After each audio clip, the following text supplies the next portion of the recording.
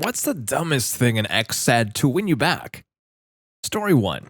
Not so much to win me back, but it's a funny story nonetheless. I had an on again, off again sort of volatile relationship in high school and my first semester in college. We were both, young and stupid. Stuff happens. Anyway, we both had a brief period where we had broken up and were dating other people. Then we get back together, and several days later, she's got Dave, not his real name, carved into her forearm with a razor. She admits she's cheating on me with him, the final straw for me, so I walk. Fast forward 20 years, we're both married and have families. I've run into her occasionally over the years and said hello and exchanged pleasantries. She sends me a Facebook request and I accept. For a couple of years, we exchange the usual happy birthday and Merry Christmas wall posts and such, but nothing more than that. One evening, my doorbell rings. Keep in mind, this is now 23 or 24 years after we broke up, and it's her. She's bawling. I'm very puzzled by the whole thing, and she finally tells me that she just got word that Dave, who she hasn't seen in 15 plus years, died of a drug overdose. I told her to get off my freaking porch. Story 2. My ex fell out of love with me over 6 months, and I tried to get us back on track. However, he decided to end it. I was extremely heartbroken, until I learned during those 6 months he used me sexually, was emotionally cold on purpose, and made fun of me around his friends for trying too hard, as well as my anxiety and depression. At that point, we had been together for over 2 years. Finding that out made it extremely harder to deal with because why would you with someone like that? I entered a relationship 2 months afterward with a really great guy who had always been there for me and didn't expect anything from me at all. After we started dating for a week, he messaged me and said, "I regret breaking up with you," and wanted to get back together. Story 3. I broke up with a guy in my senior year of high school. 2 weeks later, he called me to tell me that he thought we should break up, since he had refused to allow me to break up with him earlier, despite the fact that I said I was done. He said that if I came to my senses, he'd consider taking me back. I told him that was never going to happen, but wished him luck. The fun epilogue of this story comes 2 years after that. I log into AIM to chat with my college best friend, and lo and behold, he logged on. I said hi and asked how he was doing. He said he had a fiance, but there was an issue and asked for a favor. I asked what it was because, well, I was curious. He asked for a picture of my feet. When I asked why, he explained that the only way he could get off was by picturing me coming home from a long day at work on my feet and making him clean my sweaty feet with his tongue. If he could see my feet, he was pretty sure he could get over it. I asked if he tried role-playing with his fiancée, since it was almost certainly the power dynamic he liked, and not specifically me, especially since he and I never did anything remotely like that. He said that they tried, but it didn't work and it was my feet, or he couldn't get hard. He then asked if I'd be willing to boss around him and the woman he was going to marry, so that he could maybe come from sex with her. I logged off of AIM and have never logged in again. Story 4. After telling me she didn't love me, leaving the kids with a friend whilst I was at work so she could get drunk with her male friend, getting drunk whilst throwing my son a birthday party, and texting her male friend whilst locking herself in her bedroom and letting the other parents run the party for her, I was at work. The final straw came when she told me I wasn't invited to a party her brother was throwing, so I had to stay home to watch the kids. She had left herself logged into social media, so her sexual messages to her male friend were picking up every minute or so, until he told her the taxi was outside.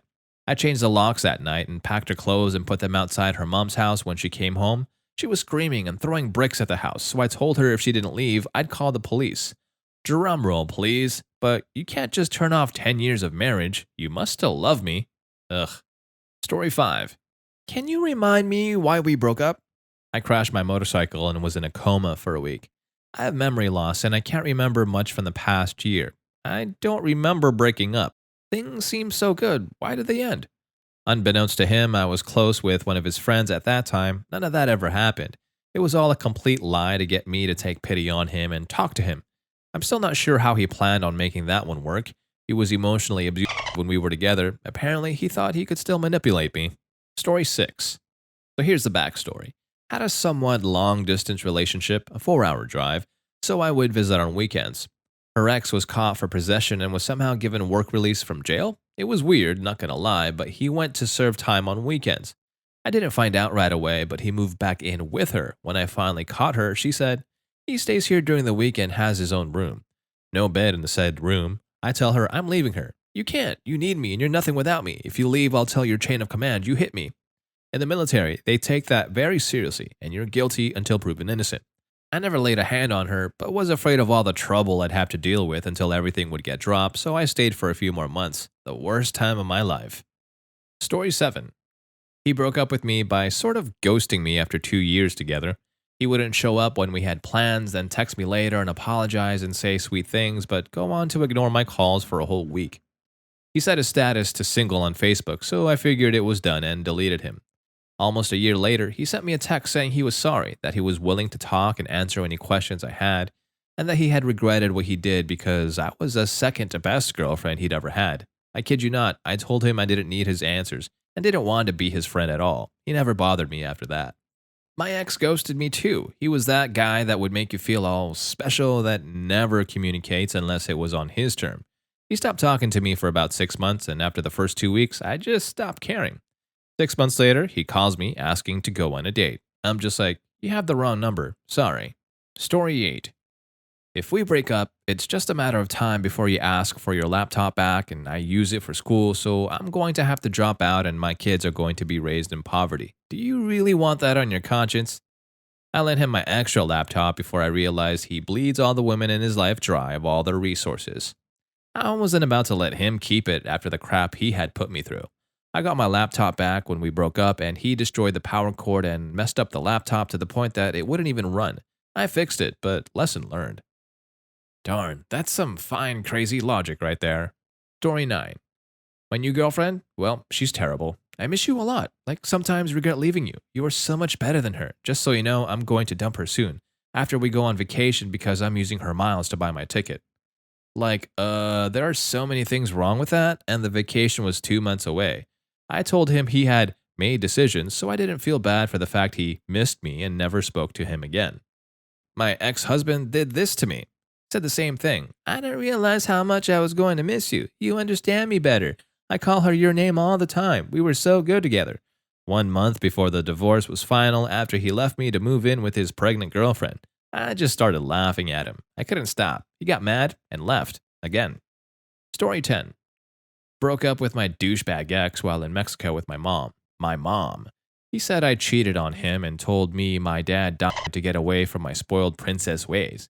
He spent the next 6 hours calling me and my mom trying to win me back. Roaming charges were disgusting, so we didn't answer or read the text. Way too expensive. Finally, my mom got pissed and answered the phone. He was breathing heavily. My mom asked what he wanted. He said, I just want to talk to her. You have to let me talk. My mom said, fine, talk. He said, all Sarah had to do was, and then my mom hung up because she didn't want to hear more about what I supposedly did wrong. After reading over 100 texts about what I did do wrong, how awful I was, how much he misses me, the girl he slept with, the lies he told me, the apologies for the lies, the endless litany of how he'll change, etc., I turned off my phone and didn't turn it on until the next morning. That morning, I had almost 100 missed calls and 18 voicemails. I didn't listen to any of them. Screw you, Ken. Story 11. He decided to make a grand gesture for my birthday, which was about 6 months after the breakup. He had a cake made in the shape of Australia. He had it shipped to me in a locked steamer trunk, keys in the card. All of this was based on a line from Dr. Harble's sing-along blog. She may cry, but her tears will dry when I hand her the keys to a shiny new Australia. This is after I found out that I was the other woman and I had started to date someone else. It was just painfully awkward. Side note, the cake, it was dry. Story 12. Finally broke up with him after 3 years. His big gesture to get me back, an email about how he couldn't live without me, ended as follows. I get now that you're not a whore. That's why I treated you the way I did. I thought you were a whore, but now I see you're not. Wow, be still, my beating heart. And people say that romance is dead. Story 13. I'm just kidding. We are not really broken up. Me. What the f? No, sorry. That's not how this works. She broke up with me over the phone, during which I tried to rationalize why, how, what went wrong, etc. I talked with her for a good 30 minutes at least, but she was content on saying, sorry, it's over. I rationalized and accepted and was ready to move on. Heart tender, obviously, since the relationship was real for me at the time. At this point is when she said, just kidding, we're not really broken up. I was just testing you to see if you would fight for the relationship. I just about lost my frickin' mind. No, that's not how any of this works. I hate to break it to you, but your plan backfired. We really are broken up because you do not test me like this. I like this. Reminds me of my first serious boyfriend. I told him I was ending it and he just smiled and said no. Took me a couple of days to convince him I actually meant yes. Story 14. Him. Just talk to me and tell me why. Me. Because it's not working. I'm not happy. Him. But I've changed. It'll be different. Me. Nah, I've made my decision. I'm done. We are over. Him. Is there somebody else? If there is, just tell me. Just tell me who he is. Tell me. Who are you screwing? Me. I'm not doing this. You're acting crazy. I'm hanging up. Him. If you hang up on me, I will kill myself. Me. Stop this. You can't guilt me into staying on the phone. Now I've got work to do. I have to go. Him. What do you have to do? You're just standing in your living room talking to me on the phone. You don't look very busy to me. I can see you, you know. It was a long distance relationship. He lived in a town across the state. Stalking is not flattering. It's terrifying. Story 15. I had to pull over my car because she was threatening to jump out of the passenger door. When I finally pull over on the side of the road, we're about a half a mile from her place when she starts marching down the road. I have a bunch of stuff in my trunk because I picked her up from practice that afternoon. She says, "If you don't take me back, I'm going to tell my parents that you raped me," and then continues marching towards her place with tears on her face. I broke up with her that night because she stole my car, punched my best friend in the face, hit on my other friend, and then talked badly about my parents. Yikes. Story 16. Broke up with my ex, yet she would still text me constantly. One day she tells me she has cancer and is in need of some immediate surgery. I ask her what specifically, and she tells me she has cervical cancer. I ask for facts, and she throws some at me. What she neglected to remember was that I worked in medicine, in a surgical unit, with 2 OB-GYNs. I helped them daily performing the exact surgery she said she needed. When she was done, I replied with a very long text detailing how everything she said wasn't factual. Never heard from her again. Story 17. I found and dated the craziest girl I've ever heard of, and it didn't go well. When I first tried to break up with her, she just kept saying no until I gave in. She said no for more than 10 minutes. The second time I tried to break up with her, she pulled the same trick, but this time, ready for it, I beat her at her own game and said yes in response. When I got bored of this back and forth, I said, "Well, it's a yes, so I'm sorry. Goodbye." She then messaged my brother and sister-in-law, whom she had never met, telling them that I needed to call her back right away because she was unstable and didn't know what she was capable of. When my brother told me that, I told him to ignore her. She continued to message them, saying everything from she was pregnant to she deserves better, she deserves me. After 24 hours of relentlessly contacting my family, a family of 7 total, I turned my phone back on and I saw like 150 texts and 19 voicemails from her. As an aside, this is where I learned an iMessage can only be so long. When it exceeds the maximum character count, you have to press on the message and it is opened up on the Notes app. When I called her back, she immediately started yelling at me, saying things like, "How dare I? Who do you think you are? She deserves better." I told her I would hang up and block her everywhere I could if she didn't stop yelling at me. I called to have a conversation about why I wanted to break up with her so she could get some closure. She calmed down, and in the coolest tone I've ever heard her speak, she told me that she would tell her dad that I was physically and verbally abusive to her if I didn't get back together with her. Her dad was not a particularly big or scary guy, but he works with my dad where I also work, and it would have been a career ender for me if they had believed her. I decided to roll the dice and tell her that her dad knows she has mental issues and there's no way he would believe her. I knew her dad before I knew her, so I was 25% confident he would take my side. She did have mental issues. For whatever reason, she believed me and went back to crying and yelling at me. I said, "Goodbye, please don't contact me again." And then after 6 more months of repeated attempts to contact me, I found out she got engaged to some poor guy. I don't know how, who, why, or when it happened, but I was happy it was finally over for me. Unfortunately, I was wrong. She would still follow and unfollow my girlfriend and her dog's Instagram account, as well as like and unlike 2-plus-year-old pictures on their accounts. She's now married as of a few months ago and is still pulling the stunt every once in a while. If she wasn't so messed up, or if I didn't respect her dad so much, I would have contacted the guy she married and told him, but at the end of the day, it's just not worth it. I may have handled it poorly, but she was a complete nightmare to date.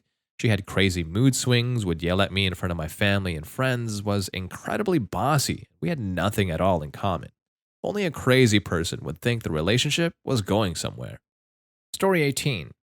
First, she tried to buy me stuff. then wanted to be friends with benefits, then pulled the pregnancy card, then threatened to have her boys jump me. 3,000 texts in 2 days wasn't enough for a restraining order. We only dated for about 3 weeks. About 1,500 texts per day, 63 texts per hour. That's more than one text a minute, assuming she didn't sleep for the whole time. That's impressive. I bet her thumbs were tired by the end of that. Story 19. She cheated. I said, "So long, get out of my house." She did and moved in with this guy. She shows up a few weeks later with her cat and some belongings and said she made a mistake and wanted me back because she, quote, needs me to take care of her. I'm sorry, what? You're trying to move in while cheating on me and simultaneously asking me to pamper you? Yeah, this is the part where you silently nod, grab the cat, then shut the door and lock it in her face. Proceed to sip whiskey neat while petting your new cat. Story 20. Okay, I know it was bad to dump you while you were in intensive care, but you were really bumming me out. You're a lot better now, though, so it's all good. I was in and out of critical condition and had several emergency ops over the course of 5 weeks in the hospital. He dumped me over the phone while I was lying in my hospital bed. After I was discharged, he waited 2 months and then tried to come back. He also never came to visit once. He said he didn't want to see me that way as it wasn't very attractive. I told him to get lost. Story 21. But once you'd prove yourself to me and I realized I could trust you, I stopped cheating on you. When we got together, he was still sleeping with his ex. He thought everyone cheated because he did, so after 4 months, he realized I hadn't and wasn't going to cheat on him. He graciously decided to stop putting his dick in other women. His logic was astounding. Story 22. Calls me 6 months after our breakup at 11 p.m. on a weeknight when I had classes the next day in college. She tells me, "Remember that tree at the peak of American Fork Canyon that we carved our names into?" Yeah. "I'm gonna drive up there right now to see if you want to go with me." Why would I want to take a 2-hour drive up the canyon in the middle of the night? Also, I have school tomorrow. Oh, okay. This was after she ended our 3-year relationship to go be with some white trash bad boy named David, whom she somehow knew from before I met her. He had gone to prison for stealing semi-trucks and was just out a month or two before she finally ran off with him. I spent about a month acting like a pathetic moron, texting and calling her, begging for her to take me back. To be fair, it was my first real relationship, and the thought of losing her was unbearable at the time because, well, like I said, I was an idiot. 6 months had been plenty of time to move on, though. Thank God she waited that long to crawl back so I could use my brain and say, no thanks. Never heard from her again, though I did see her in the newspaper about 2 years later. Apparently, her, David, her twin brother Brad, and some other chick all got arrested for counterfeiting money and trying to use it at a local Wendy's. They even used plain printer paper and a cheap inkjet printer to do it. I like to imagine them drugged up and suddenly feeling like geniuses when they figured out how to line it up and print on both sides of the paper. Story 23. Texted me lyrics to Earth Angel after months of ignoring me after dumping me via text, asking me to take him back, and when I replied asking him what happened to the girls he cheated on me with, he got defensive and told me that he hopes the next guy can put me back together because I'm a wreck beyond repair. He was a pretty cocky bastard, and thanks to that, I put myself back together, gave myself some time, and eventually found someone who truly loved me for me. The best revenge is just being happy. Story 24. He said he had slept with a girl because he was trying to prove a point that not all girls were as frigid as I was. So now that he'd proven his point that maybe he could get some action from his girlfriend, we were in the 11th grade. On a separate note, he ended up marrying the girl he slept with, so that's a thing. Story 25. I'm not ready to talk yet, but I will be on Friday. He had tried to choke me out on the kitchen floor, blocked him on everything, and had my friends come help me move out all my stuff. He didn't even deserve a response. Another good one was, we're not broken up. I didn't agree to that. You don't have to agree to it for me to dump you. Story 26. How are you going to leave me out on the street? I'm sick. I have no money. Then people are going to talk and think I did something wrong. Then you're going to give me my respect. No. He should have thought about all that before he started shooting dope in my house. He didn't deserve respect at all. Story 27. I used a spoon so it wouldn't do as much damage as the scissors that were sitting there because I love you. Context. The day before, she had stabbed me in the stomach with a teaspoon hard enough I had to get stitches. Final straw from a very verbally and physically abusive girlfriend. We were fighting because I just found out she screwed my best friend on my birthday, which they were too sick with flu to come out for. I busted my stitches while knocking him out the next day, so superglued the wound shut as I didn't want to explain to my parents why I had to go back to the hospital. Though I think in this instance, my parents would have been a little bit more understanding. Story 28. We were meant to be together, and if we don't, then we'll alter the future and retroactively destroy the past. Neither you nor I will ever have been born if we don't stay together. I married him. A portion of this was in our vows. Wait, this one worked? Story 29. I once dated this guy who literally carved my name into his hand. He said he did it because he couldn't afford a tattoo, and when I broke up with him for it, he said, "But your name is carved into my hand." I'm not sure if that was supposed to make me stay or if at that moment realized how stupid he was. I was once friends with a guy who told me he cut my name into his leg after I told him I had no interest in being in a relationship with him. He also told me about a bunch of other self-harm and made me spend a good few nights, including a whole New Year's Eve, talking him out of suicide. Or so I thought until a mutual friend stayed the weekend at his house, got a good look at both pristine and unscarred legs and arms, and reported this back to me. Little bitch made the whole thing up because it meant I'd spend hours telling him how much he mattered to people. He knew I was sensitive to it because my family had been extensively affected by it. If I'd had any sense at the time, I would have called the police around to the family home for a welfare check the first time he did it. Story 30. I just missed the boy I used to know. Then she turns around and walks away. She later texts me, "I wanted you to run after me." You obviously missed a part where this was a Nicholas Sparks story and not real life. Oh man, I dated a girl like this. She broke up with me because she wanted to get back together on her birthday. This is not a movie.